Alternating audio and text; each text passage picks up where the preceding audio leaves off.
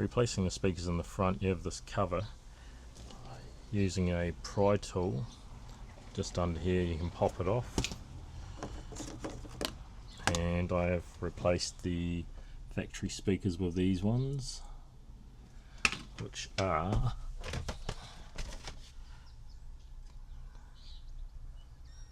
that's the model number if you need to. One thing you will have to do with most two-way speakers or three-way speakers, because they sit up a little bit higher in the middle, you will have to trim out some of this honeycomb on the back.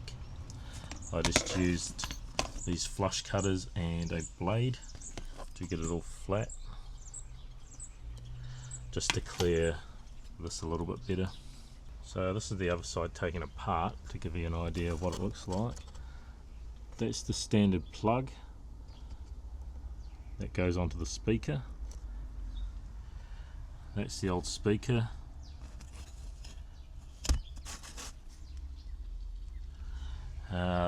This one was still working, but that one was blown, so I'm just replacing both.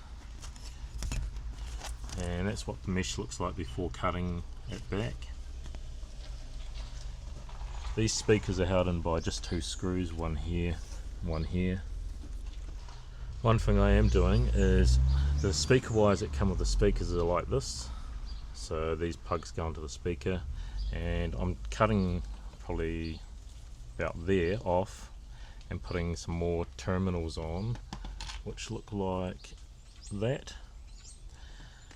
And they go into these just to extend the wires a little bit longer and make it easier to connect the new speakers, because the wire has got to go either down this side like that, or have the wires going down that side, because of this here is in the way on both ends. So I replaced this door switch, and one of the screws was missing, so I got that from the shop as well to replace this broken one. I also removed these, which are up in here, one on each side. Got the center console out at the moment. Spent a bit of time tidying up all these wires. This one's for the stereo, so I put on a 4-pin and a 8-pin plug. This one's for the speakers, and that one's for the main power and earths, because it used to have a big chock-a-block connection in there, and there used to be heaps of wires in here. There's the aerial one. Those two are for the heater unit, which I am replacing the two lights down in there. One was blown, and I just can't seem to find any in my town. Also went to a Wreckers and found another one of these and took the lights out, but they were blown. So I've ordered some LED ones. I should have them early next week. So this is the picture that was in there, taking that out, and I've got a storage bay to go in here which fills up all of this and screws into that back screw. This is all the wiring that I've removed. One of these is a microphone, and the other one was a toll booth thing for Japan. So I removed all that wiring, and that was tidied up all of this in here as well. So the original mirror used to come off here and come down. I took all this off and cut the mirror off so I could have my dash cam in the center, and I ended up buying just one of these stick-on windscreen mirrors to see out the back. And yeah, tinted window. I am thinking about insulating that back window and covering it in wood, so a mirror would be pointless to have one in here, which I could just take that one out, and if I ever need to put it in here for a warrant of fitness or any regulations, I can put it back up there, just stick it on. So the wire's hardwired through here, down through here, comes into here, and then down into the fuse box, which I've got a fuse tap in here. I will have another fuse tap in about here somewhere, going up and through the dash through here and coming up probably one of these holes for my reverse camera screen. Just waiting on the new mount for the screen, which is more low profile and goes into the T slot on the back of the screen before I can mount that. But I hope to have all this dash finished early next week, and then I can move on to something else. I brought 2 of these to replace the interior lights with. One up here and the one up the top there in the middle. So I've got all this back in now. I had no luck finding the replacement bulb ones. I went to 6 different shops and also a parts wreckers and got a couple more of them from the wreckers, but they were also no good. So I gave up on that idea and ordered some green LED ones, and they work. Straight replacement, just in and work. I will show them lit up now. This is with the lights off and on. Off. I'll do a night clip to show how bright they are. So here's a night shot of the new LEDs in the heater unit.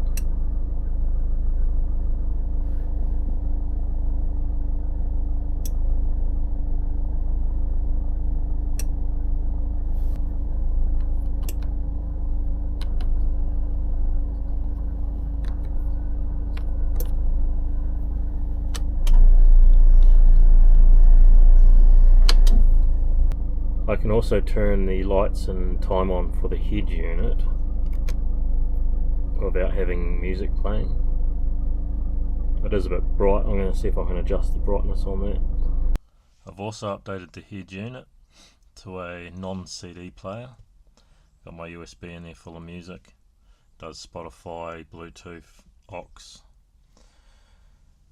And it's half the length of the old one, which is this one here. There's nothing wrong with this one, it's just I found that this was hitting the steel brace that goes that way in the back and putting pressure on the dash in the head unit, pushing it forward. So I've replaced it all. I have also replaced the handbrake. This is the old original one, all chewed up and half missing button. So I got this one from a wreckers, and it's also got a stage 2 lock on it. There's a screw there, which this one hasn't got, and you have to pull up on the lever a little bit to release the button. If you try and push the button without pulling it up, it doesn't do anything.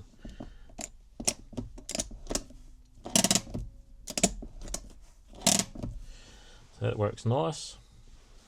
Still need to find one of these. I have removed all the carpet now. It's all nice and ready to sand up and seal, ready for the vinyl. This is what the rims look like after a bit of a clean.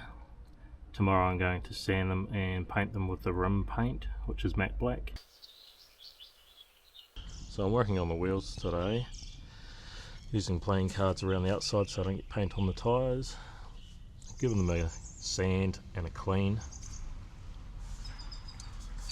Using this paint, doing 3 different coats and 10 minutes in between each coat, as the can says. It says it takes 30 minutes to dry, so I'll see how that goes. This one has had 1 coat,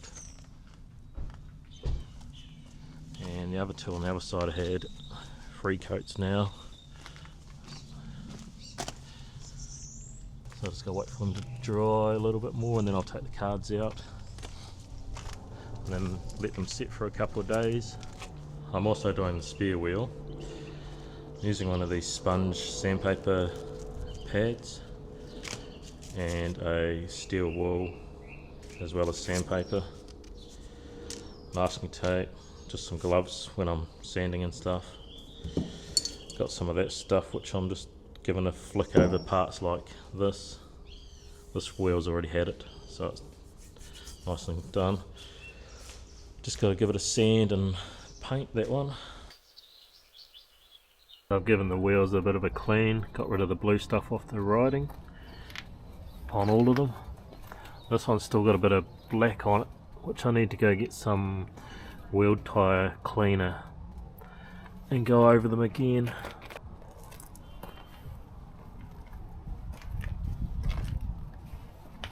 Just installed the hubcaps.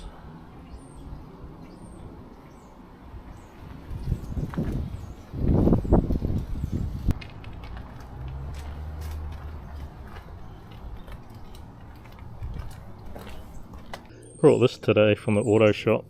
The lady in the shop recommended it and she had seen someone use it. It was $71 New Zealand for a bottle, but you don't use much of it. And it's for the front bumpers and back bumpers, so they're all grey and nasty looking. And I've done half of it so far, one coat. Recommends 2 coats on the bottle, so I might do another coat tomorrow once I finish this. And I'll do the back one as well, which I've got off at the moment. So this is it after one coat. A lot more shinier and darker. I also did the mirrors and this front part. And those 2 mirrors and this little bit, and my door handles on both sides. So I'll do another coat on that tomorrow. Remove this bracket today, it's not needed. It was along here, so I'll remove that. I'm going to put some tape over the holes, probably this silver insulation tape. And I'm going to put some sound deadening on top of these covers before I put this vinyl back on. And there was an area over there that I just needed to clean up and touch up with paint. Ended up removing all the floor because I'm going to sand it on the outside of the van, sand it and seal it so I'm not getting dust all through the van. And I found that there were some holes on the floor where bolts and grommets had been missing, so dust and cold air would have been coming in. So I got grommets from a wreckers, plugged all the holes, plugged a hole over here and one down on this side. Got the wood for going down there, and also I need to do some wood strips in here where there's no ribs on the floor, especially over there where the 2 boards join. One strip right down. So back bumper's off at the moment, and I've just cleaned up all of this area, some surface rust, primed it, painted it. Spare wheels back on, and I'm going to try and push out that dent in the plastic bumper. If I can't get it out, I'm just going to replace the bumper with another one that I've found. And the clip here on the bumper was broken as well. I was also looking at the reverse camera. It'll be mounted up in the top here on the outside, and I'm going to run the wires down through here, through that, and down through here, and I can get to them in here because that's where the other wires are running to. So I'll be able to hook it up to the reverse light in here.